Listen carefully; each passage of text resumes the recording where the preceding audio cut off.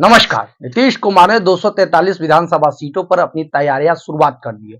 बिल्कुल ठीक सुना आपने। बिहार में जिस तरीके से एनडीए गठबंधन में हलचल चल रही है, खास तौर पर चिराग पासवान जैसे जैसे नीतीश कुमार की शुरुआती से सरकार को घेर रहे हैं, जेडीयू का बिना नाम लिए तंज कस रहे हैं, सवाल उठाते हैं, उसके बाद नीतीश कुमार ने भाजपा को साइडलाइन करते हुए 243 विधानसभा सीटों पर तैयारियां की शुरुआत कर दी है। अब यह बात जो हम कह रहे हैं, इसके पीछे की वजह आपको बता देते हैं। आप भी जानते हैं कि काफी समय से चिराग पासवान बिहार में किसी भी सीट पर अगर वह प्रचार करने के लिए आते हैं, जनसभा कर रहे हैं, उस दौरान जहां पर वो यह कह रहे हैं कि बिहार मुझे बुला रहा है, बिहार का विकास करने के लिए मैं आऊंगा और मेरी पार्टी बिहार के विकास में योगदान देगी। साथियों, इस तरीके की बयानबाजियां करते हैं। हाल फिलहाल में ही चिराग पासवान ने एक पोस्ट के माध्यम से बिहार की कानून व्यवस्था पर भी सवाल उठाया है।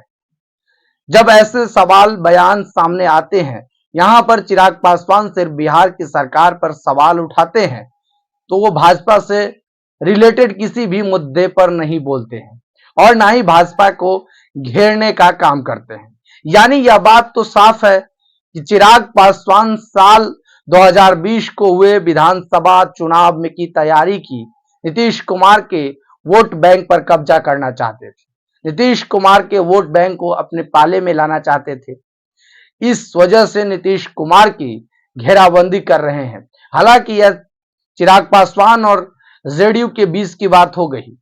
अब यहां पर बीजेपी का भी जिक्र होना जरूरी है साथियों, क्योंकि बीजेपी भी एनडीए गठबंधन का ही एक पार्ट है, यानी महत्वपूर्ण दल है। अब अगर भाजपा की बात करते हैं तो दोस्तों, सबसे पहले भाजपा यानी चिराग पासवान के किसी भी बयान पर आपत्ति नहीं जताती है। यानी भाजपा के दो जो सांसद हैं, मनोज तिवारी, वो बयान देते हैं कि चिराग पासवान एक बड़े नेता है, वह जो भी बोलते हैं सोच समझ कर बोलते हैं और उसकी बातों का भी एक्सपेक्ट होता है। यानी कि इस तरीके से बयानबाजी करते हैं। चिराग कानून व्यवस्था पर सवाल उठाते हैं, तो दूसरी तरफ भाजपा के ही उप मुख्यमंत्री विजय कुमार सिन्हा भी कहते हैं कि बिहार की पुलिस जो क्राइम हो रहे हैं उन्हें रोक नहीं पा रही है। यानी कि अगर आप दोनों चीजों की कंपेयर करेंगे, भाजपा के अब धीरे धीरे दबी जनाब भी लेकिन नीतीश कुमार की सरकार पर सवाल उठाने लगी है। और साथ ही अगर नहीं भी उठा रही है, यानी भाजपा के कोई नेता बयानबाजियां नहीं भी कर रहे हैं, तो वह दबी जवान से चिराग पासवान का साथ दे रहे हैं। यानी आला कमान भी चिराग पासवान को ऐसी बयानबाजी करने से नहीं रोक रहा है, जबकि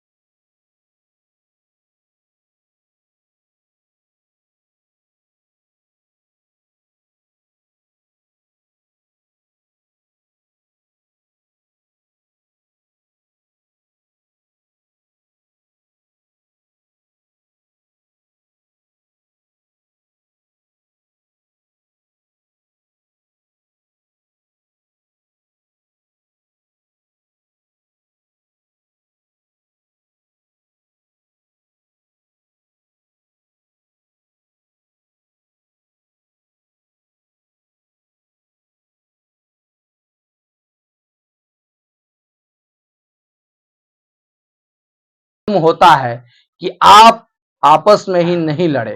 चिराग पासवान और बीजेपी जिस तरीके से नीतीश कुमार को घेरने का प्लान बना रहे हैं, उसमें भागते हुए नीतीश कुमार ने एक बड़ा स्टैंड लिया है और 243 सीटों पर तैयारी की शुरुआत कर दी है।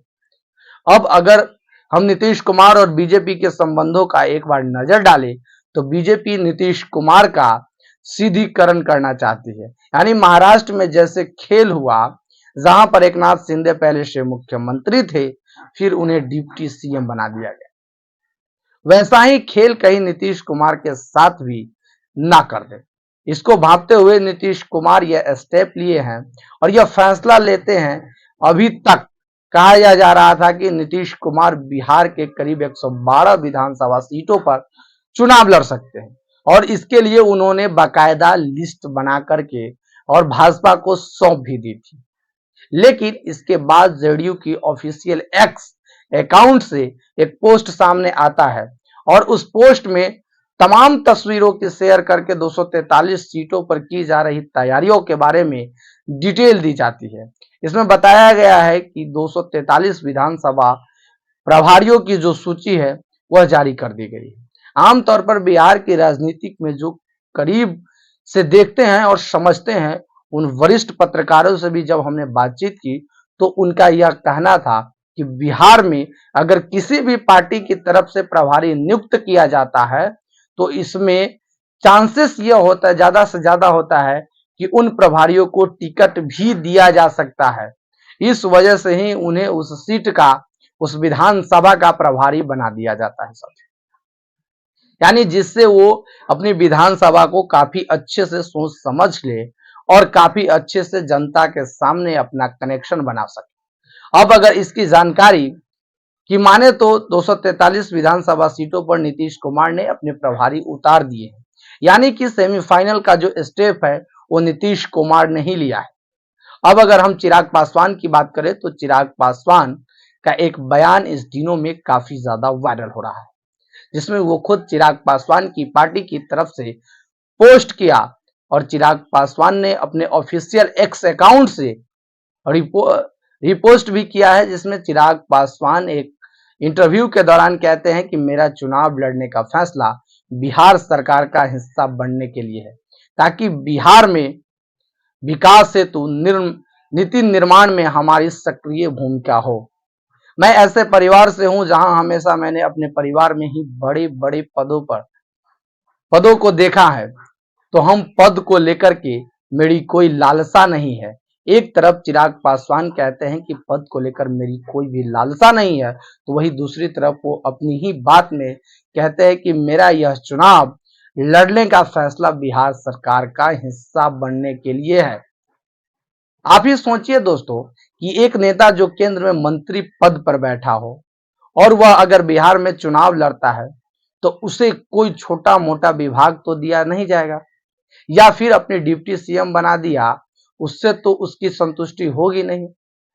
वह बिहार में कुछ बड़ा चाहते हैं, यानी केंद्रीय मंत्री है चिराग पासवान, अगर वह बिहार इलेक्शन लड़ने आ रहे हैं तो उन्हें बिहार में कुछ बड़े पद की लालसा है। अब अगर चिराग पासवान ऐसी बयानबाजी कर रहे हैं तो उनके कंधे पर किसी न किसी का हाथ जरूर होगा। यानी चिराग पासवान सबसे ज्यादा नुकसान करते हैं तो नीतीश कुमार का।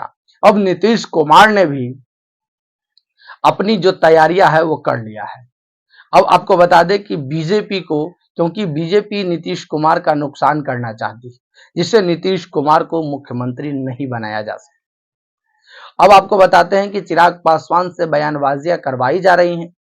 चिराग पासवान को शायद किसी पद की लालसा दी गई हो, किसी पद का झांसा दिया गया हो, या फिर जो भी अंदर से अंदर साठगांठ चल रही है, इसको भांपते हुए नीतीश कुमार ने अब यह मोर्चा खोल दिया है। क्योंकि नीतीश कुमार भी साफ जानते हैं कि वह अब महागठबंधन में नहीं जा सकते हैं, क्योंकि तेजस्वी यादव ने साफ शब्दों में कह दिया है कि वह नीतीश कुमार को नहीं लेंगे। तो ऐसे में नीतीश कुमार अकेले चुनाव लड़ने की काबिल नहीं है, क्योंकि उन्हें पता है कि अकेले चुनाव लड़के किसी भी सरकार का हिस्सा नहीं हो पाएंगे। इसलिए नीतीश कुमार अभी से ही यह रिस्क ले रहे हैं कि अब अगर वह हम 2020 के विधानसभा चुनावों का जिक्र करें तो जब सीटों का बंटवारा हुआ था उस दौरान जेडीयू को 122 सीटें जेडीयू को दी गई थी, जिसमें से कुल 122 सीटें जेडीयू को दी गई, जिसमें से जेडीयू 115 सीटों पर चुनाव लड़ा था। यानी नीतीश कुमार ने 115 सीटों पर चुनाव लड़ा था और अपने कोटे के 7 सीटें जीतन राम मांझी के हिंदुस्तानी आवाम मोर्चा को दे दिया।